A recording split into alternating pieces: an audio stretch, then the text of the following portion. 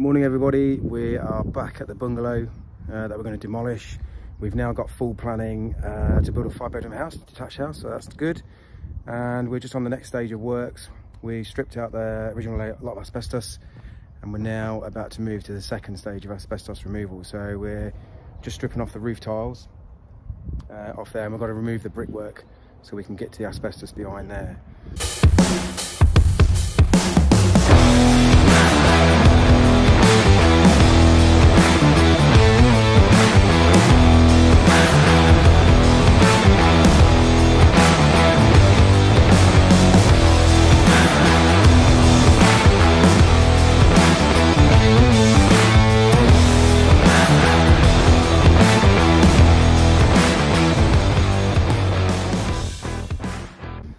But this has been sat here for, I don't know, probably about 6 weeks while we've been going through planning.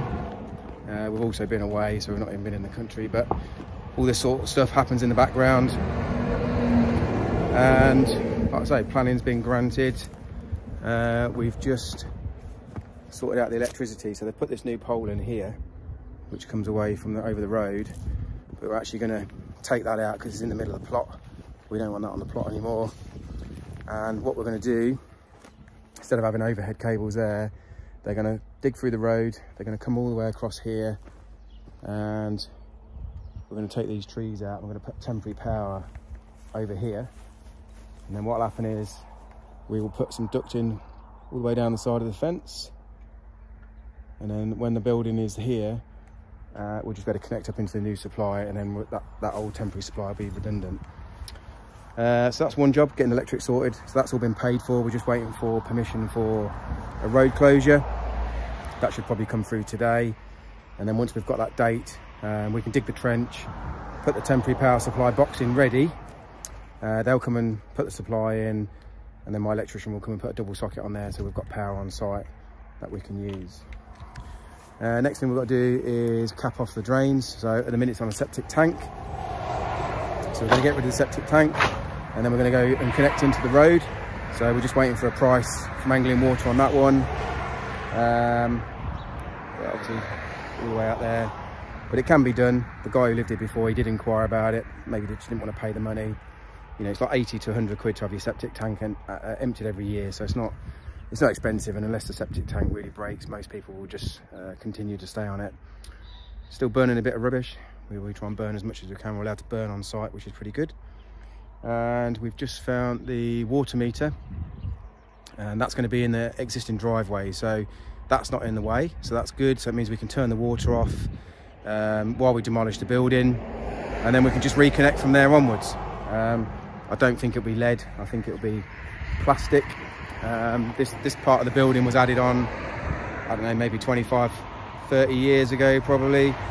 So that's like an original extension that's been added on. That's when the water pipe would have been renewed. But anyway, we'll have a dig around there and see what we've got, rather than wait until we need to dig that up and cap it off. But inside the bungalow, it looks a bit different since I was here last time. So we took all the kitchen out, that all got burnt. All the scrap metal, that just gets stuck out the front of the plot. That's always gone in minutes, you guarantee. As soon as you strip some scrap metal out, it's gone. And this bit's been added on as well. So this is like a little conservatory thing. And then there's the bathroom in there. So this is all sort of, I say new, but it's not new. But that's all like brick cavity construction. And then the bungalow, we've stripped everything out. So all the walls are covered in asbestos rather than plasterboard.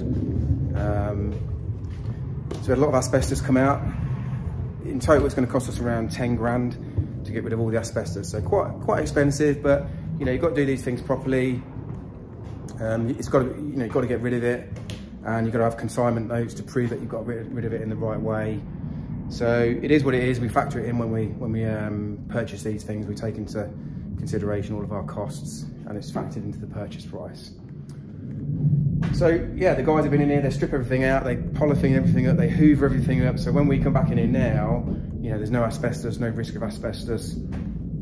I'll just show you why we're going to take down the brickwork, because as you can see in here, this is asbestos cladding. So this is all on the outside, And in order to get to that, we've got to remove the brickwork. So the brickwork was put up, I don't know, maybe 20 years ago, as this building went through a bit of modernisation, and the brickwork was put up as a skin to make it look more modern, give it a bit more protection from the weather. And you can just see down here, so here's all the asbestos that's got to be removed. So this originally was a timber frame house, tongue and groove cladding, and then the external would have been this this asbestos weatherboard, which probably would have been painted, or a bit of texture coat or something like that. But that's it, no insulation, so this bungalow would have been freezing. We've just started taking down the brickwork. We've got all the roof tiles off now, all fascias and soffits have gone, and brickwork's pretty easy to come down. We're going to take it down by hand, like I said, because the asbestos, but this gable hasn't got any asbestos. This is like the original shell of the bungalow, so you can see it's really basic really. Just the old shiplap, and there you go, that's inside the house in there. But yeah, the brickwork's coming down really easy. These are the old makeshift tyres that have all rotted away, so they weren't doing a lot of good. You can see down there where that one would have been in there, but it's just rotted away inside the brick, so they're doing absolutely nothing now anyway. And on this side we've got the asbestos, so there's the sheeting, and we're just taking up the windows and that out. And then what the guys are going to do, they're going to get the asbestos off by taking these battens out, and then try and get it off in one sheet so they don't break, it all. But what they'll do is they'll hose pipe it all down. They will polythene all the ground. That's why they've left this walkway, so they can work down there. But yeah, they'll keep the hose pipe running while they're doing the asbestos.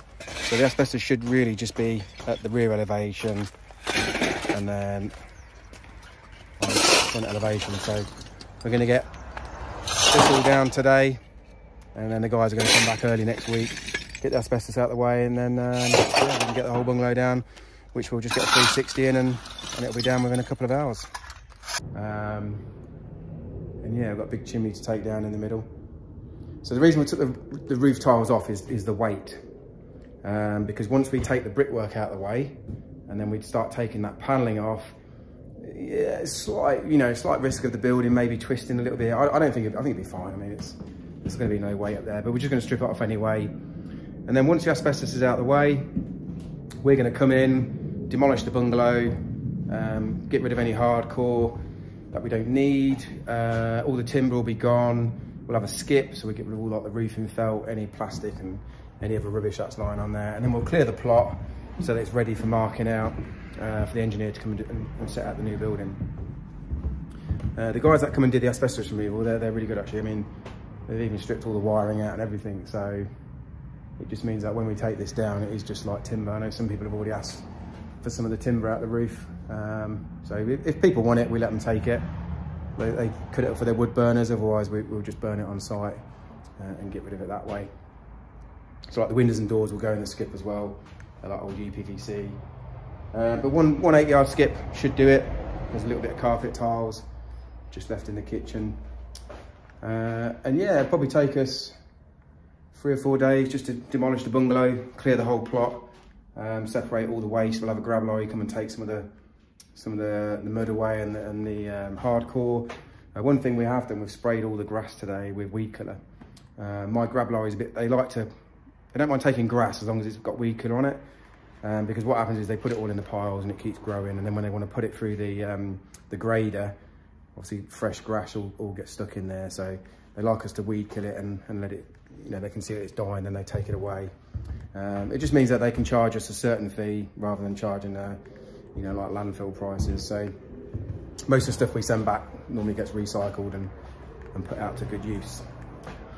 But yeah, once we get the plot cleared, we're going to come into the foundations, we're going to put all the groundworks in, we're going to level all the plot, hardcore it all so we can start to get deliveries in, materials on site, just make sure it's all nice and clean, make sure the weeds are not growing, and it'll be full steam ahead. We've got another site to go and clear as well, but we'll probably get this one to groundwork level first. We'll go over to the other site for a couple of weeks, clear that one. We've got 5 gardens to clear, so quite a lot of clearance, but we'll get like the 8-ton digger in there and rip all the trees out, put some fencing up, and then we'll drop back onto here, and then me and my sons are gonna build this one ourselves. So we're just gonna enjoy the summer, I'm actually going to lay the bricks on this one. I don't normally lay the bricks, but one of my sons wants to lay the bricks, one of my other sons wants to labour, and it's summertime, so they said, look, can we build it ourselves? So I said, yeah, if that's what you want to do, that's what we'll do. So no rest for me. But you know, we're just going to enjoy the summer. We're going to build this house. It's going to be a nice 5-bedroom house when it's finished, looking out over the fields. So you know, it's going to be quite hard to buy a house with, you know, field views these days.